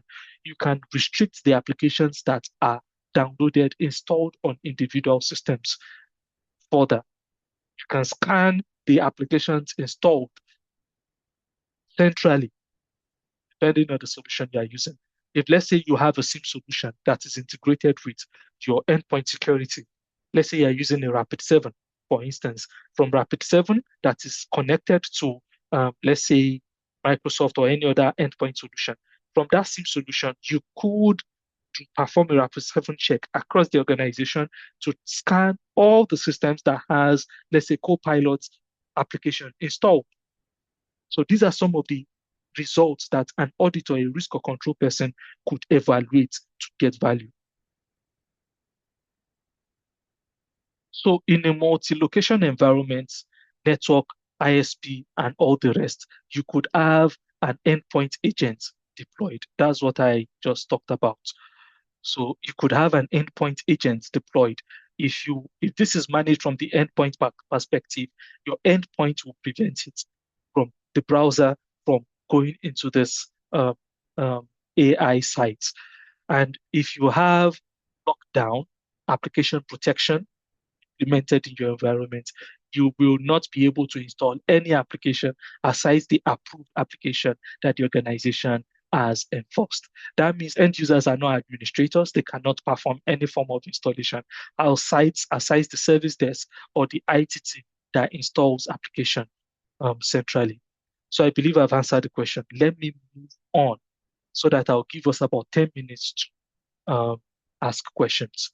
So with this said, you can map it if you are a security person. Let's say you are in the SOC team, you are the IT security team. You could perform your mapping or your reports in this manner to give a risk map. Let's say you are doing an executive summary. You can put all this into like a mapping like this to present to your management. Then you can now have a detailed report afterwards for management executive brief, or you could now have a detailed action report for the person that will be doing the implementation in the environment after the penetration test is done. So, M loop and drift monitoring. The M loop is machine learning operations. So it's a set of practices that automates and manages the life cycle of learning and your AI model. It combines what you'll have in like a development operations into data engineering to bridge what you have like a gap between the model and what is running in live. So you could have your test environment, you could have your production environment. So your M loop is usually used by your developers. So why does M loop matters? It keeps your AI system running smoothly without crashing your production applications. It speeds up the time it takes to update and deploy new AI models in your existing AI environment. So when you want to perform your review, you could also ask for detailed information on your M loop. Are there reports? Are there audit reports on your M loop? Crash, your failure on your M loop, access to your M loop, who has access to your M loop in your environment. So it's like your pipeline, development pipeline for a CI/CD environment. Let's say you are a developer, it's somewhat related to that pipeline for AI. So when you have your M loop, you could have telemetry, which is the PSI telemetry that have been talking. If you know, or if you've noticed, the PSI keeps reoccurring in this topic. So your PSI is very important for you to know your drifts in your model, in the deployment, in your model runs and operations. So if you are looking at your governance telemetry, what are the things that you need to look at or focus on as a control person, risk, or audit personnel? Who owns the model set? Who is in charge of that model? There should be an owner. Who authorizes the deployment in your M loop? So if you have your M loop, you have development environment where it's tested, you train the model and all that. You do your regression tests, your regression analysis, penetration test, and all that. Who is responsible for authorizing everything that you have in your M loop or in your machine learning models that you deploy to production before it goes live? So who is in charge? Who owns the ethical risk and bias for it? So these are things that we need to look into and define. Ask questions. As auditors, we should be doubting Thomases. We should not believe anything until we see evidence. Give me evidence. Give me proof. So who monitors your production drift? If when you were testing, it's performed well up to this level in your PSI, then there is now a drift in the production. Who monitors it? Is the drift coming as a result of RAG information that has been pulled from the internet? Has the model evolved, or is it an autonomous model? Has it evolved to the point that the model is not even lying? Because I've seen instances where a model, there has been statistical report to prove that when a model is overtasked and it knows that the question you are asking, when the AI notices that the model or the AI model notices that the question you're asking it will result in him computing to the point that his resource will be maximized and is unable to finish the task, the AI model will just lie. give you the line. Go and chew on that. Stop. Don't stress me. It has been statistically recorded before. So who monitors this model drift? That the model is lying to me and giving me bobo as a slang that we normally say, is feeding me jargons. Who monitors all this?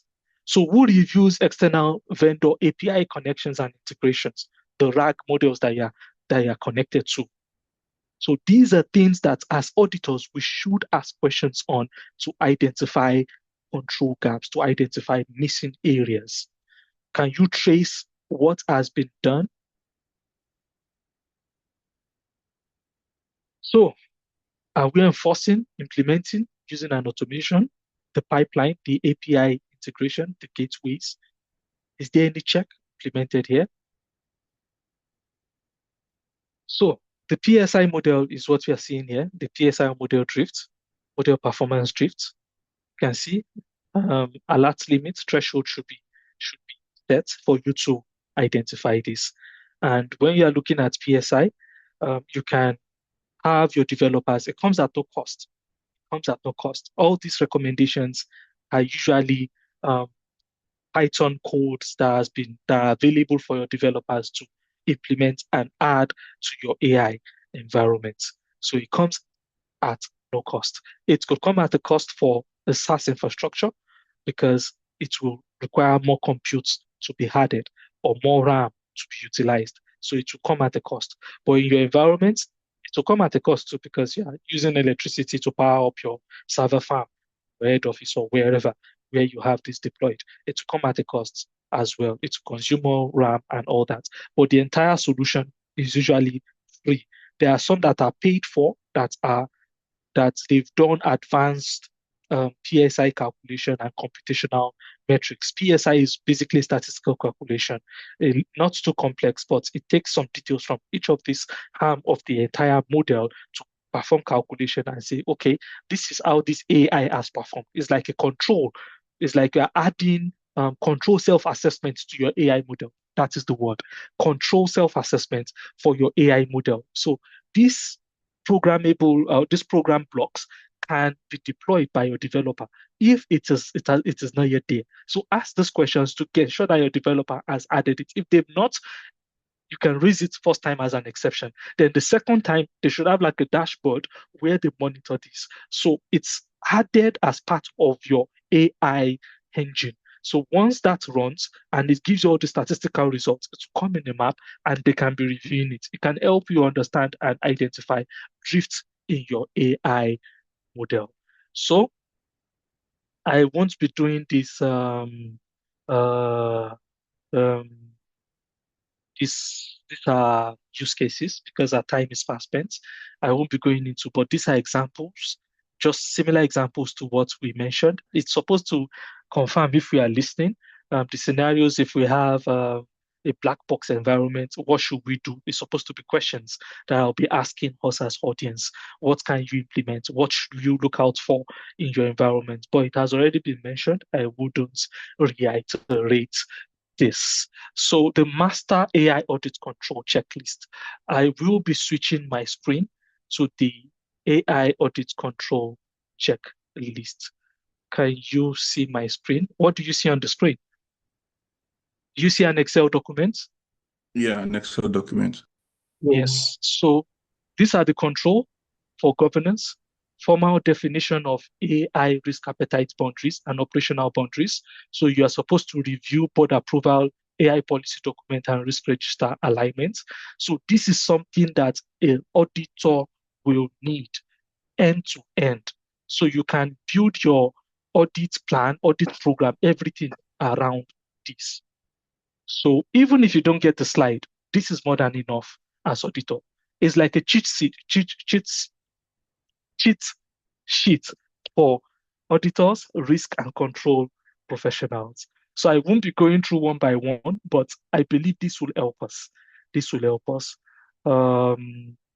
ISACA would be providing this. If ISACA wants to charge you, they are free to charge you for this. And I know some people will be taking screenshots. Let me minimize it.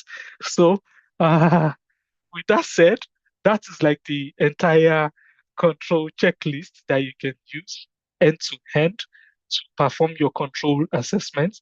Um, to also check for the things that you should be looking out for in your audits. If you want to plan your audits, it will go a long way in helping you.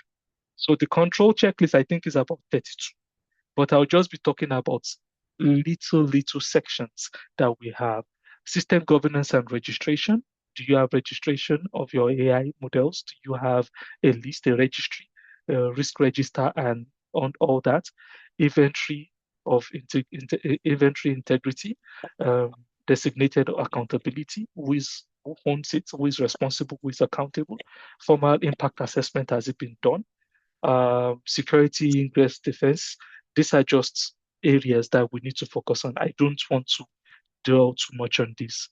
Operations and telemetry, performance telemetry, which we've done, which we've talked about, drift threshold controls, isolate rollback and fallbacks, isolated rollbacks and fallback. If your AI is misbehaving, can you pull the plug on your AI?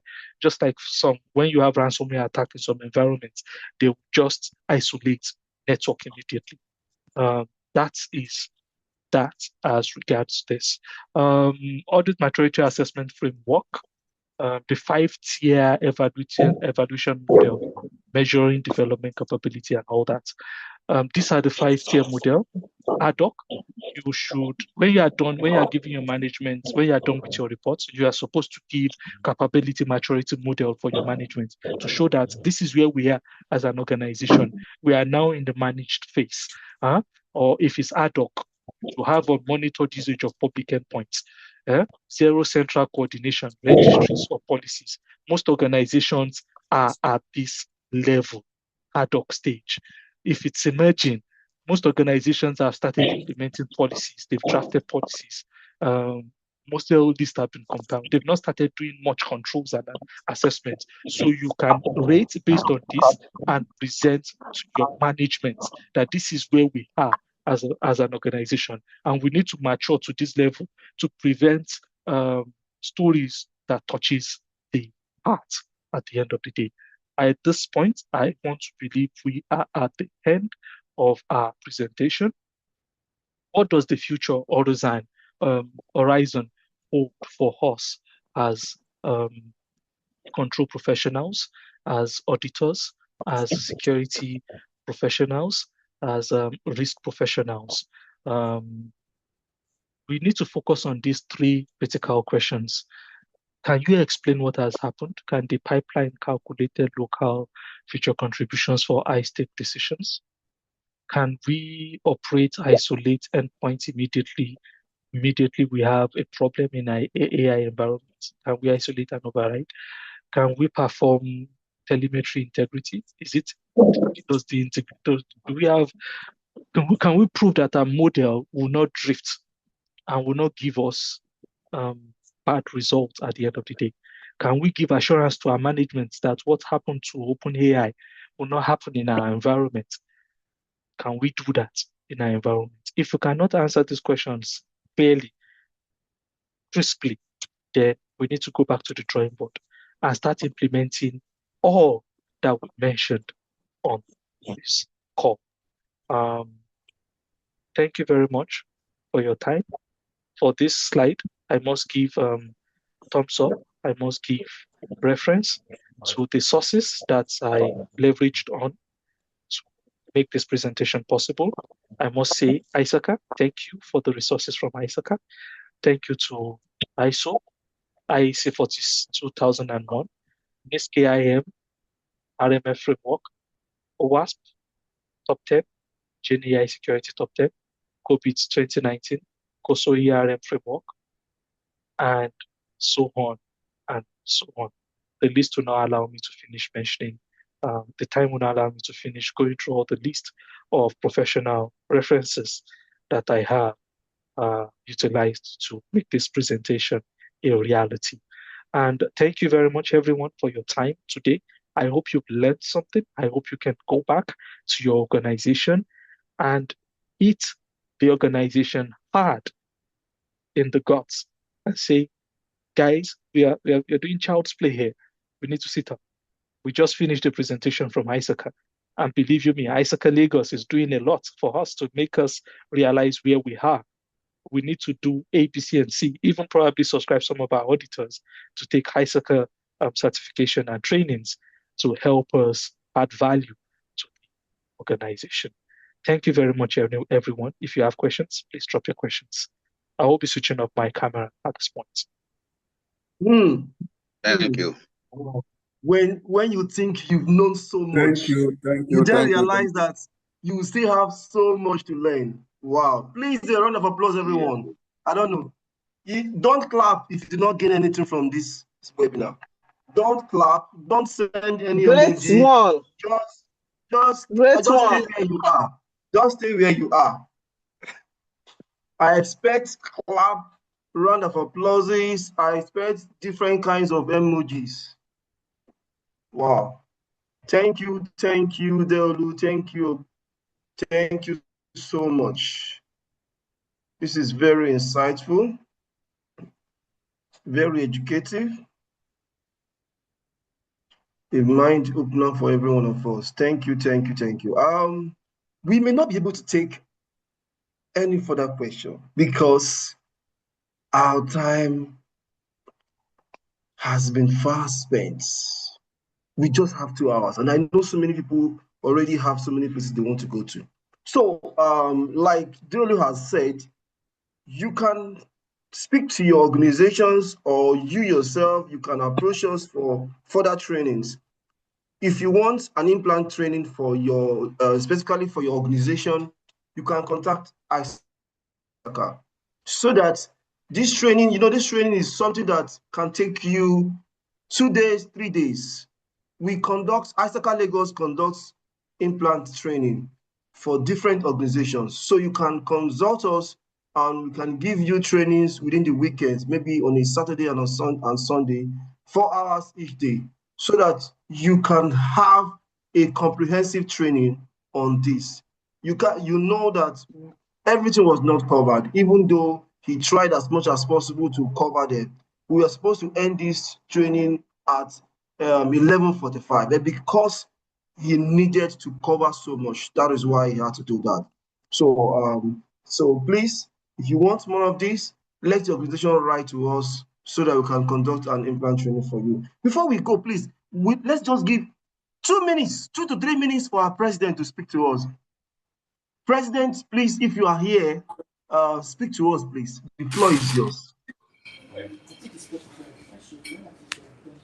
Good morning, everyone.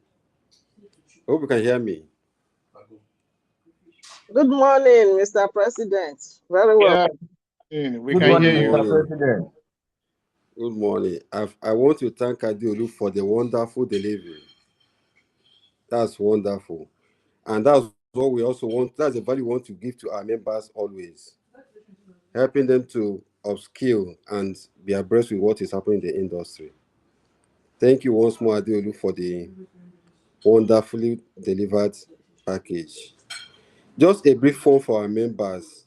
I know we have been seeing some of our posts and some of our updates on the LinkedIn and our ISACA Lagos Chapter platform. I saw somebody that sent a request now that it should be added to the platform. So for those of us that are not on the platform, we can indicate so that you can be added to the platform, because that's where we disseminate important information for members and for intending members as well.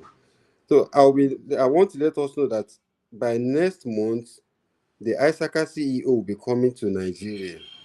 The global CEO of ISACA will be coming to Nigeria, and he's coming to Lagos. So we'll be hosting him between the 20th and 21st of August. He'll be with us here in Lagos.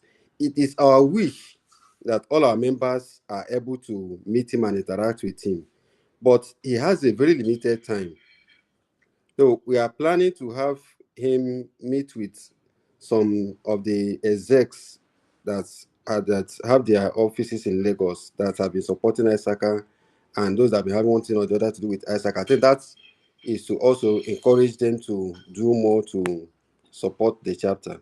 For our members also, you will not be fully left out. So what we are planning to do is, at the dinner, we are going to invite members, but because of the nature of the organization, so it might not accommodate everybody, we are going to be announcing how we are going to open the slots, or how we are going to create opportunity for members to be able to meet one-on-one with the global CEO of ISACA when he comes to Lagos in August. So we will communicate that to us in due course for us to be able to participate. And also I want to mention that our conference is coming up in November. The planning is top gear now. We have been sending out notifications also for it, for members to register, and for all other interested parties to register. Good thing you can do for us as a member is you can get your organization to register your staff members. You can as well register on your own if you don't have an organization that can register you. We're also looking for sponsors for the program. If you watch, I'm sure many of us are aware, what we charge for these conferences are far, far below the cost of those conferences. That's because we are getting sponsorships that we use to boost the cost of the funding for the program. So please, if it is possible for you, and if you're in a position to do so, help us to direct us where to talk to in your organization to get sponsors for the conference. And also, I want to mention that just as we have seen now, our conference this year is going to be well packed with knowledge and information. So for those of us who may not have attended before, or who might have attended in the past, we are promising you that this is another level of the conference coming up this year, and you would have been seeing from platforms activities coming from the chapter. So we are trying to put the chapter out there at the global level to compete with other chapters like those in the US. This chapter in what's this chapter again? What's this chapter again? I will forget the name now. In California, what's the name again? That has been organizing so many conferences that people attend from all over the world. So we are trying to raise our chapter to that level. That's what we are working on, and we cannot do that without the support of our members. Just as we have this turnout for this webinar now, we all encourage you to plan to attend the coming conference this year. Get your organizations to register. You get your organizations to register other staff members, and get your organizations to sponsor the program. So that's a little I want to tell us that because of our time. Thank you for attending this webinar. And I also believe that as we leave, we are going to be impacting our organizations with what we have learned here. I've learned a lot from this.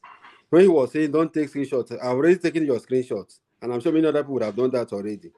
So please, let's go back to our organizations and add value based on what we have learned here today.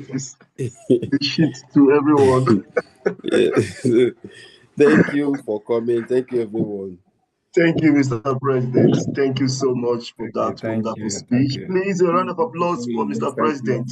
Please, the information on the coming of the ISACA CEO is a wonderful news. If you did not hear it, the ISACA CEO will be coming to visit us. It's not an easy one. So please, just be on alert so that once you get the email, you can be part of us. It's going to be an interesting and a memorable anniversary celebration. Everyone, great people around Nigeria will be there. Trust me, it's something you wouldn't want to miss, even if it's going to be virtual, even if you're going to join virtually, you won't want to miss it. So thank you everyone for this. Thank you for joining us. Thank you, Adeolua Ogunwale, for giving us this great presentation. Very educative, very insightful, very interesting. Thank you so much. We hope that next time we call on you, you will always answer us. You have always been part of this family. You are one of those that has been there.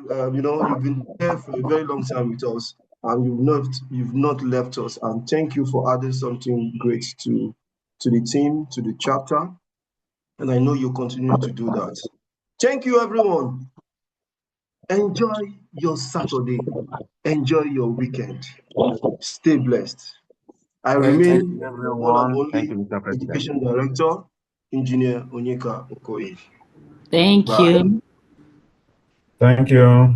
Bye, everybody. Bye. Thank you.